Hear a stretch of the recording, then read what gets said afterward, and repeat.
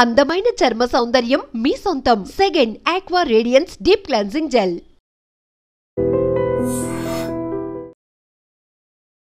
Same మా కొడుకునైతే ఎట్లయితే చంపించిందో ఆమెకు కూడా అదే శిక్ష పడాలి అని పాపం వాళ్ళ అంటే ఎవరైతే చనిపోయాడో వాళ్ళ పేరెంట్స్ కోరుతున్నారు. మ్యామ్ ఏం శిక్షలు పడితే అసలు ఇట్లాంటి అంటే ఒకటి మన దగ్గర ఇన్స్టంట్ జస్టిస్ కరెక్ట్ కాదు, స్పీడీ జస్టిస్ కావాలి.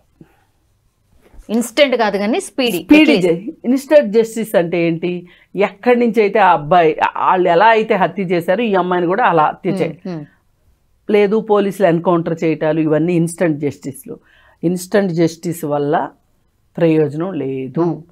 ఇది ఖచ్చితంగా 10 ఏళ్ళు అట్లా కాకుండా ఖచ్చితంగా 1 సంవత్సరం లోపు, లేదు అనుకుంటే సంవత్సరంన్నర లోపు తేలిపోవాలి ఈ కేసులో. ఇలాంటివి నిరూపించడం కూడా చాలా ఈజీ. కానీ ఏం చేస్తారంటే డబ్బులు ఇచ్చి తల్లిదండ్రులు ఛార్జ్ షీట్ వేయకుండా మేనేజ్ చేయడము, అలాగే సాక్షులు ఎవరైనా ఉంటే వాళ్ళని బెదిరించటము, ఇదంతా తల్లిదండ్రులు చేసే ప్రాక్టీసు. ఇవి చేయనివ్వకుండా ఈ కేసుని అంటే ఇట్లాంటి కేసులకి అంటే మన దగ్గర కోర్టులు కూడా తక్కువ ఉన్నాయి, కేసులు కూడా విపరీతంగా పేరుకుపోయినాయి, జడ్జీలు చాలా తక్కువ మంది ఉన్నారు. ఇలాంటి కారణాలతోటి ఇట్లాంటివి సంవత్సరాలు పడుతున్నాయి. అందుకే మనం పోక్సో దానికి స్పెషల్ కోర్ట్స్ వచ్చినాయి. అట్లాగే కొన్నిటికి స్పెషల్ కోర్ట్స్ కావాల్సిన అవసరం ఉంది.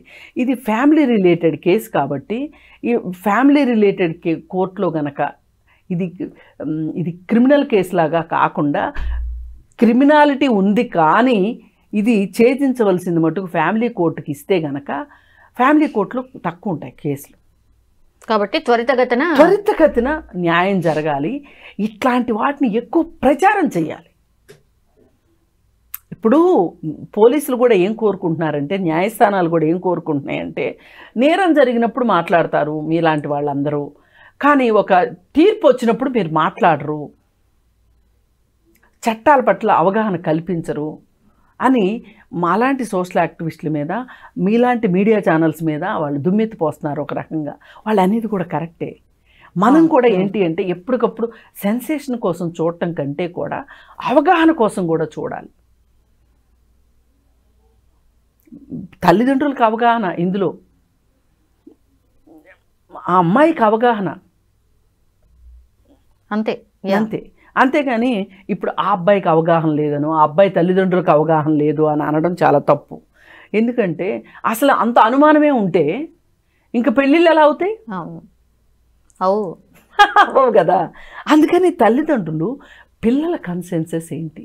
ఇప్పుడు మగపిల్లలు కూడా కొంతమంది భార్యలను హత్య చేసేవాళ్ళు ఎందుకు చేస్తారు అంటే, అడ్డు తొలగించుకోవాలని ఎందుకు అనుకుంటారు అంటే, మేము ఇంకో అమ్మాయిని ఇష్టపడ్డాము, ఆ అమ్మాయికి డబ్బులు లేవు, ఒప్పుకోండి అని అడుగుతారు. పాపం పిల్లలు, తల్లిదండ్రులు ఒప్పుకోరు. మేము చచ్చిపోతాం, నీకు ఆస్తిలో వాటా ఇవ్వం, అది ఇది అని చెప్పి పెళ్లి చేసేస్తారు బలవంతంగా. చేసేసిన తర్వాత వీళ్ళకి ఈ అమ్మాయితో వాళ్ళు సరిగా ఉండలేరు. ఎగ్జాక్ట్గా ఈ అమ్మాయి పరిస్థితే.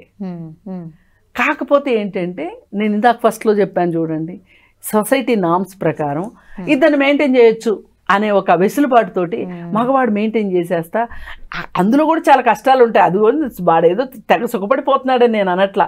అవకాశం ఉంది, అవకాశాన్ని వాడతారు వాళ్ళు. వీళ్ళకి అవకాశం లేదు కాబట్టి వీళ్ళు ఒక మోటు పద్ధతిని ఎంచుకుంటున్నారు. ఇది చాలా చాలా ఆడపిల్లలు కూడా ఆలోచించాల్సిన అవసరం ఉంది. మీరు ఇష్టపడిన వాళ్ళనే పెళ్లి చేసుకోవాలి అని అనుకుంటే గనక ఇంకొకరి జీవితాలను మీరు నాశనం చెయ్యొద్దు.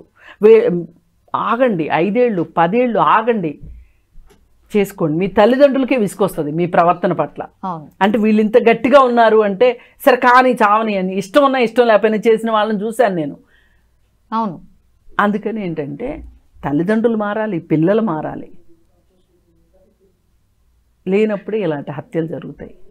ఎవ్వరికి ఒక ప్రాణిని హతం చేసే హక్కు లేదు.